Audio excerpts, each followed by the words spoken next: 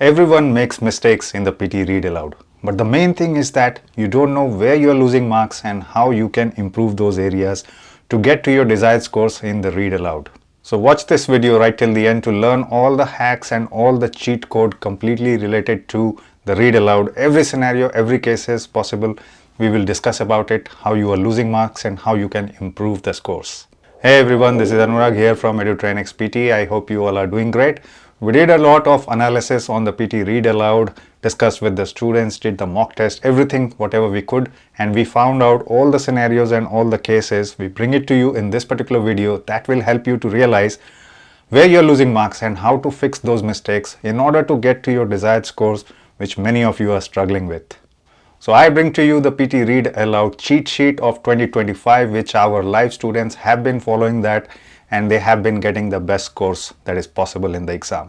If you also want to join our live classes, you do WhatsApp us. We will provide you unlimited coaching, app access, templates, word list, spelling list, everything we'll provide you with one cost. So like and subscribe and let's begin talking about the Read Aloud complete cheat code. First things first, you need to understand how the question looks like and how much marks it contributes to. Okay, this is important.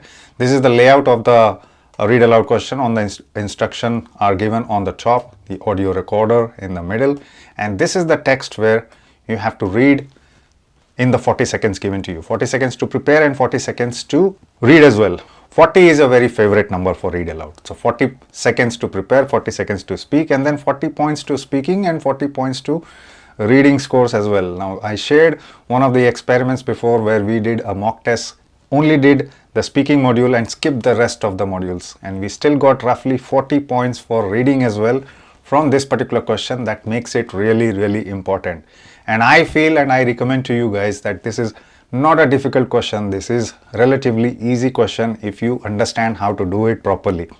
So don't resort to the techniques that are given to you on the internet. We'll talk about those techniques as well. The one-liner, we'll talk about all the scenarios as I promised. So first things first, understand the scoring, how it works. As you all know, fluency is the key, but how does it affect your scores? We will talk about it now. 5 points for your fluency, 5 points for your pronunciation, and 5 points for your content. How is it scored is something that you need to understand first. Fluency, as I said, sits right on the top, the topmost priority. And fluency includes not just hesitations, but also fumbles, also your pace, also your intonations, and also how you are delivering the speech. So basically, if you do or if you are really speaking very slow word by word or speaking very fast, all those things are counted as part of fluency. And if you lose or make one mistake in fluency, it will also decrease 1 point for pronunciation, 1 point for content as well. So that's how important fluency is for your Read Aloud scores. Same thing and similar thing for pronunciation, where it will decrease 1 point for pronunciation and 1 point for content if you make one pronunciation mistake. So that's the level. First level is fluency. One mistake can compromise 3 points straight away. 2 mistakes, 6 points. 3 mistakes, 9 points out of 15. So that's how important fluency is once again. Now we are going to discuss some exam questions in this particular video. And I have picked these questions from the repeated questions file, the prediction files that we publish every day. If you also want to get access to the YouTube memberships, we do offer that.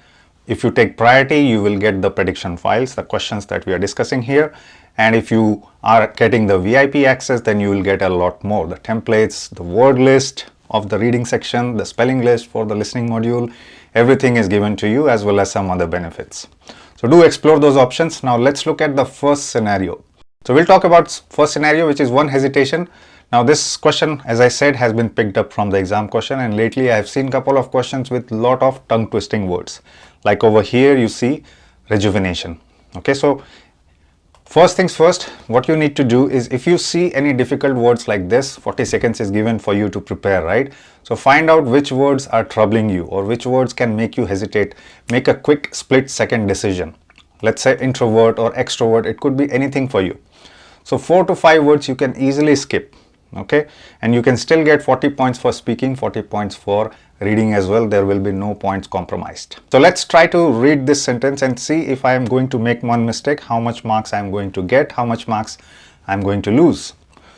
Although introvert and extrovert personality types differ from one another on various grounds, the major difference between the two is their source of rejuvenation. While for extroverts this may mean interaction or excursion with friends and family, the same may mean reading a book or listening to music for introverts. Okay, I made one mistake, the word that I highlighted here.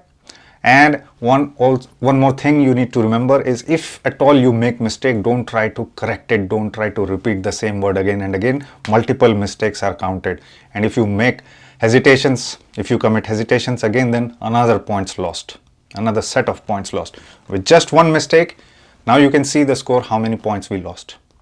1 point from fluency is lost, 1 point for pronunciation and content as well. So total now I'm getting is 12 out of 15 with just one mistake. So it's like strike 3.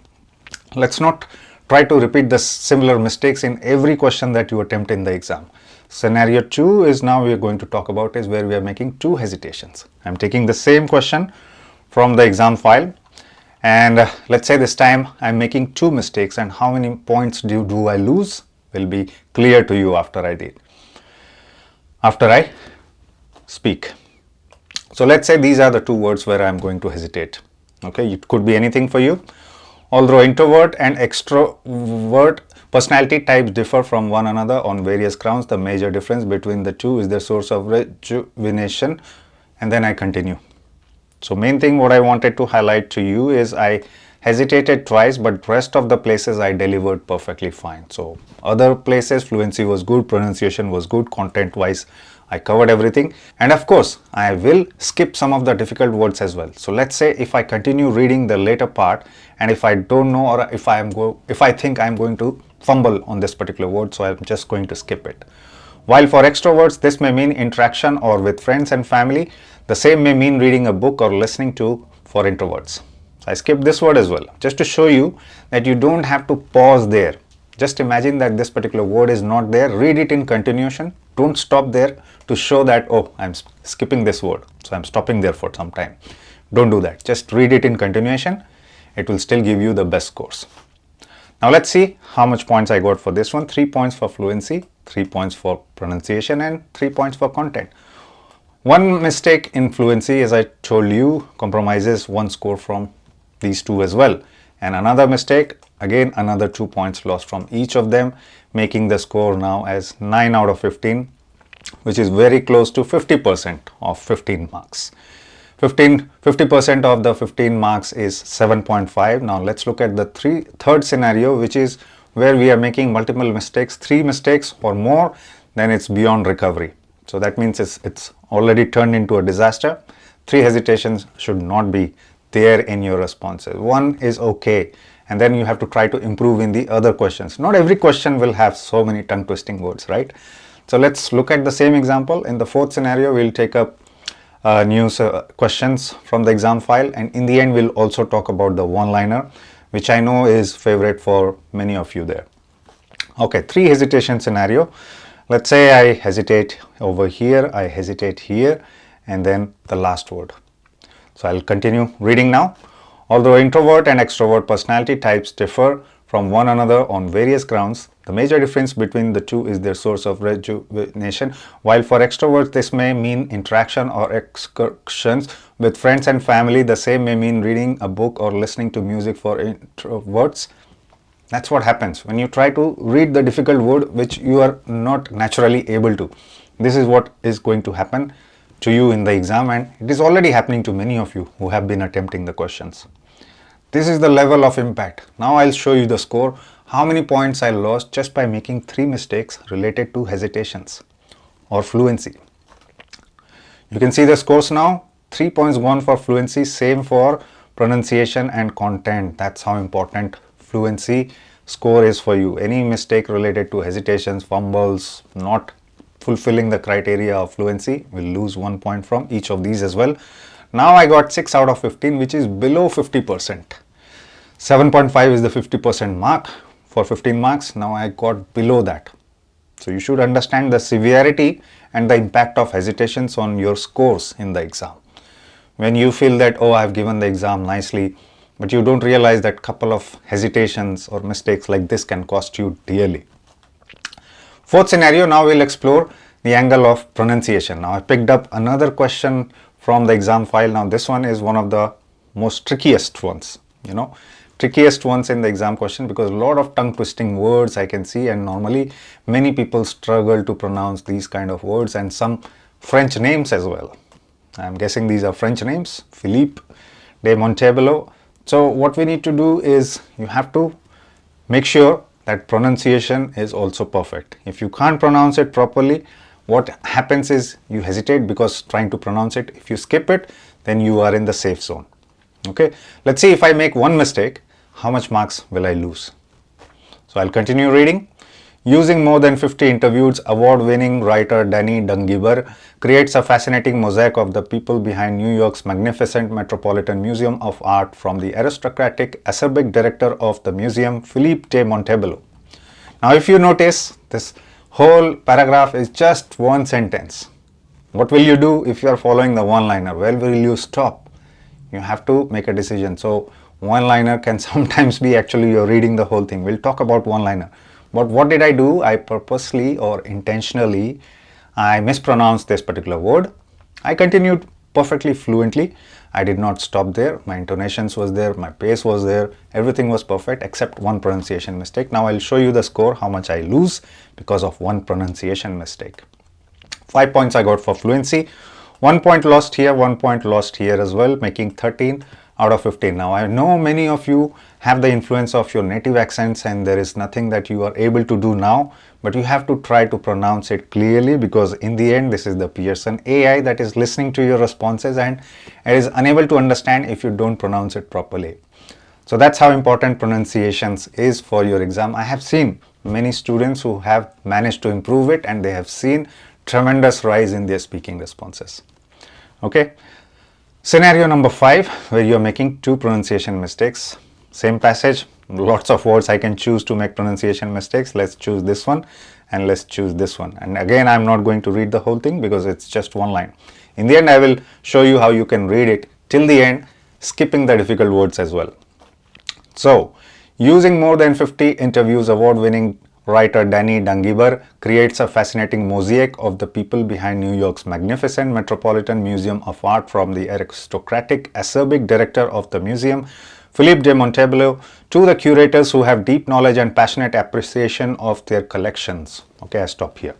I could have continued, but it's just a wasted of time. What I want to show you here is how many mistakes did I do? Did I make is 2 mistakes here and here.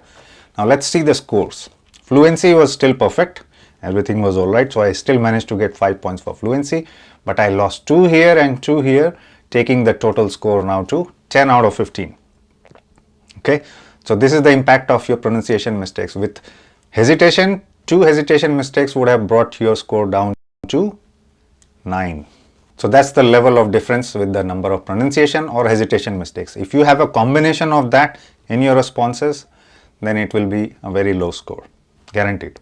Let's look at the third scenario, which is where we are making 3 pronunciation mistakes and how many points we lose. This time I'm going to read the whole thing, and let's see, identify which words I'm going to make mistake, mosaic, and let's say this particular word.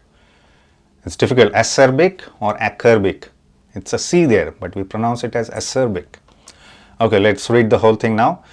Using more than 50 interviews, award-winning writer Danny Dungiber creates a fascinating mosaic of the people behind New York's magnificent Metropolitan Museum of Art, from the aristocratic, acerbic director of the museum, Philippe de Montebello, to the curators who have deep knowledge and passionate appreciation of their collections, from the security guards to the philanthropists who keep the museum's financial lifeblood flowing. This was a difficult passage, absolutely. So many tongue-twisting words. Now I made 3 pronunciation mistakes, and now let's look at the score now. Fluency was still intact, 5 points. 3 points lost here and 3 points lost here. Now my score is 9 out of 15, still not below the 50% marks. That's what happened to the people who are having influence of their accents. They are not pronouncing the words properly. They are having perfect fluency, but still not pronouncing, and they are not getting the desired score. Somewhere in 60s, they are stuck. So you need to fix those things. Now I'll demonstrate to you how you can just skip these words and still get a perfect score. I don't want to get a 9 out of 15. Why not target 15 out of 15? If I can just skip the difficult words. Let's say 4 to 5 words is my target. I will skip Dangiber, I will skip Mosaic, I will skip Acerbic, and this one is a long word, philanthropists, if you don't know how to pronounce it. 4 words. So let's say I'm just skipping 4 words now. Listen properly. Let's do it. Using more than 50 interviews, award-winning writer Danny creates a fascinating of the people behind New York's magnificent Metropolitan Museum of Art, from the aristocratic director of the museum, Philippe de Montebello, to the curators who have deep knowledge and passionate appreciation of their collections, from the security guards to the who keep the museum's financial lifeblood flowing. Okay, I just skipped the words. Sometimes skipping the words can create some disturbance in the flow. You observe that when I was doing it towards the end, because suddenly a noun was missing and then I was trying to just combine the prepositions in continuation.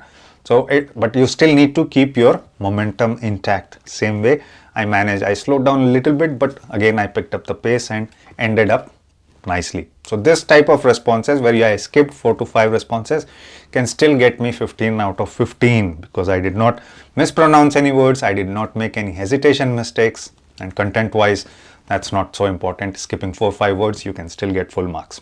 Okay, our students have been doing that and they have been getting 79 plus scores consistently. Now again, this was an exam question which we picked up from the prediction file. You know how to get the prediction files. You need to join YouTube as priority membership. How you can do that is go on a laptop or on the mobile phone browser and then go to our channel and click on join button. Once you see the join button, you will see the types of memberships that I told you about, VIP and priority, and then you need to select and pay for whatever your budget is, how much ever benefits you want to receive. Last scenario, I know you have been waiting for this one, is one-liner.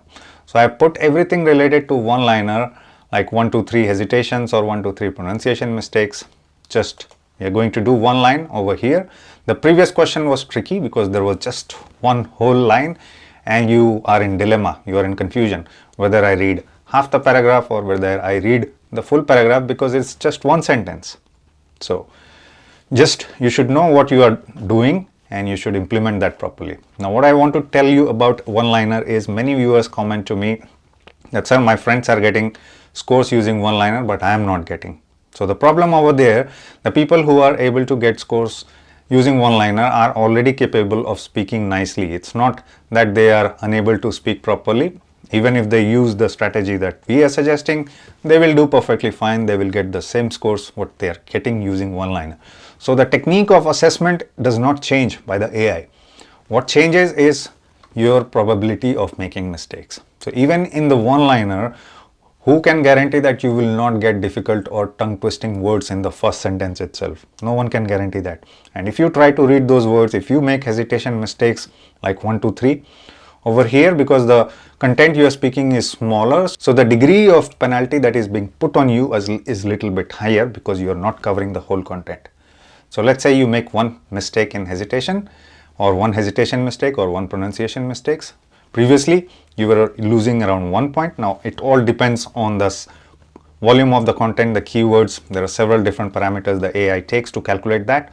But what I am saying is, one hesitation mistake in one line is going to cost you a little bit more than if you are reading the whole thing, because it balances out how many words you read in terms of accuracy and the percentage of error you made in there. Okay, so let's say first word itself, bolstered.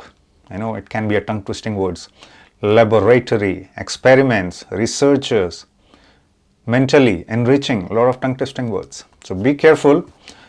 So the scoreboard that you see here is potentially you can get 5, 5, 5 for everything if you don't make any hesitation mistakes or don't make any pronunciation mistakes. But if you do, as I told you before, this can get down very, very quickly. With one mistake in hesitation, you can get around 8 points out of 15. With another mistake, you can drop below 50% of the marks. So that's how impactful one-liner is for you. That's why it works for some people. That's why it does not work for other people, because the people who are unable to make it work, you are making similar mistakes what other people are not making. Okay, so you are making mistakes what other people are not making. The other people who are being successful in using this technique are already capable of reading. Now even if I give you the strategy where you just skip the difficult words, read the whole thing, they will get nice marks.